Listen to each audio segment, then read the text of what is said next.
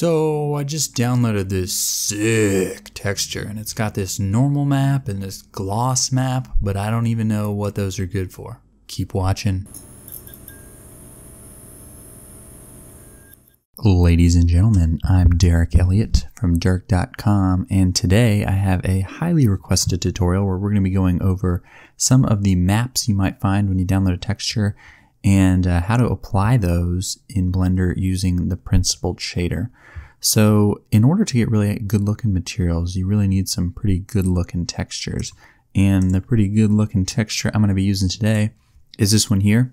It's from Andrew Price, the Blender guru guy, our Blender tutorial Lord and Savior. He has this website polygon.com where you can download some really high quality textures. Most of them are paid, and they're totally worth it though, so consider getting some credits supporting him. But he does have some available for free to download, and that's what I'm going to be using today, is one of those Tiles 05. So feel free to download that one and follow along, but it doesn't matter. If you have some textures of your own, then you can follow along. The process will be just the same.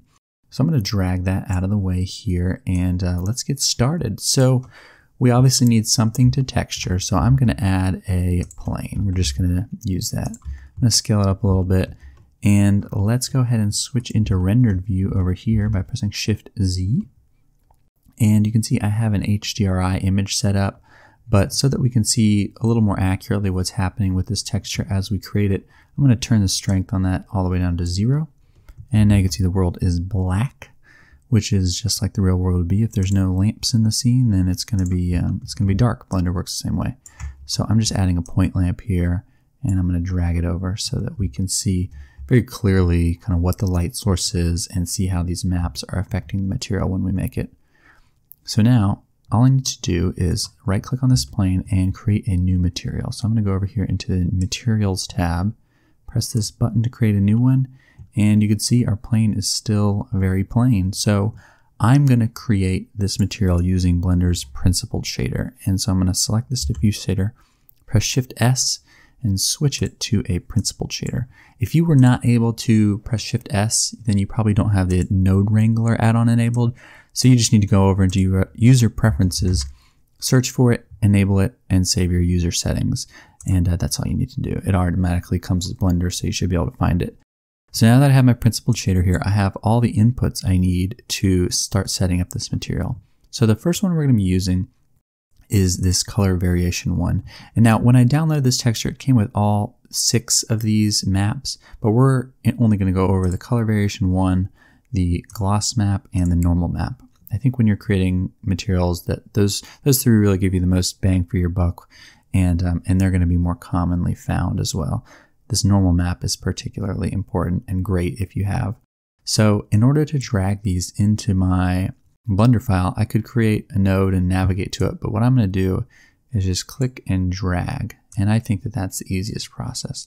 So this color is going to go into the color input here, and now you can see over here that the model, we've got some color on there, but it's not looking right at all. And the reason for that is that this plane has not been UV unwrapped. So I'm going to go into edit mode by pressing tab, press U, and unwrap it.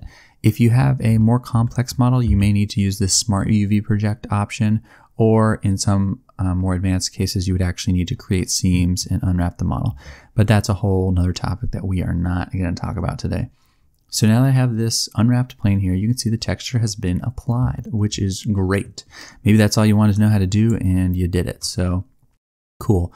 But for the rest of us, we want to make this texture look even better. So the next map I'm going to be adding is the normal map, and that's going to be this purplish one here. So I'm going to click and drag again to bring that in, and it works just like that. So now we're just going to kind of move this down here to keep things organized. And you may be tempted to just drag this into the normal output, which you can see has done something. It looks like it might be working, but it's really not working properly. So the first thing we need to do is change this from color to non-color data. And that basically just means that we're not getting color info from this, but there's kind of more info in that file that works with this input. Anytime you're not dragging into one of these yellow color inputs here, then this needs to be switched to non-color data. And so then the next thing we need to do is press Shift A, add a vector normal map, and we can just drop that right in there. And now you can see this is looking quite a bit better. You can see some of these bumps and stuff here. When I drag this light around, you can see it reacts. Very interesting how this goes. So already looking quite a bit better. And now I'm using the 3K variation of this map, which you can start to see is kind of losing some detail when you get in close. There is a 6K available in this file, but the 3K loads a little faster, and for the purposes of what we're doing, looks pretty darn good still. Those polygon.com textures are beautiful. This is not a sponsored video, by the way. They're just awesome. Go download them. So anyways, we got that going, looking pretty good. And now the last map I'm going to use is this gloss map. So I'm just going to click, drag it in, and put that right here, because we're going to be dragging this one into the roughness output right here. Sorry, the roughness input. And so before I do that, I just want to explain very briefly so that you guys can understand how this works. When I had this material selected and I drag this roughness down towards 0, you can see it's getting less rough, aka shiny. And this is also a good time to save your file. So when I drag it up, it starts to get more rough, aka less shiny. And the values that are closer to 1 are more rough, and the values that are closer to 0 are less rough, aka shiny. So instead of just having one slider here, this map is basically going to tell Blender, where on this material do these different roughness values change. So I'm going to Shift Control click on this texture. Oops, and we need to switch this to non-color data as well. So when I Shift Control click on that texture, and that's only available when you have the Node Wrangler add-on enabled, we can see what's really happening with this map. So we have black values in these creases here, and then lighter values closer to white on the surface of the tiles. So the way Blender interprets this, and pretty much any map like this, is that, black is basically 0. So that's the way it interprets it. So anywhere where there's a value closer to black, that means it's going to be closer to 0. And on the flip side, white would be closer to 1. So we know that we want the creases here to be not very rough. So this is actually flipped the wrong way. And sometimes that'll happen with gloss maps, depending on kind of where you get them from. So one thing we could do is just add a color invert and drop that in there, and that would flip it. But in order to get a little more control over this, I'm going to actually add a converter color ramp and drop that in there. So now when we Shift Control click on that color ramp, we can see what's happening. And when you Shift Control click, it'll switch between these. Make sure you're on the color one. So in order to flip it, we can just use this button right here, which will flip the color ramp. So that has the same effect we would have if we use the invert node. But the reason I'm using this color ramp is so that we can have a little more control. So once again, let's Control S to save. This can get kind of crashy. So let's drag this down here. And now we can see we're getting a lot more contrast. So those creases are very, very white, which means that the value will be closer to 1, which means it will be very rough. And so as we drag these closer, we can see that we're starting to get some variation here. So now we have the surface of the tiles being a little bit darker, which means there'll be values closer to 0, which means they'll be closer to, not as rough. So when we drag this into that input, we're going to see some crazy stuff happening.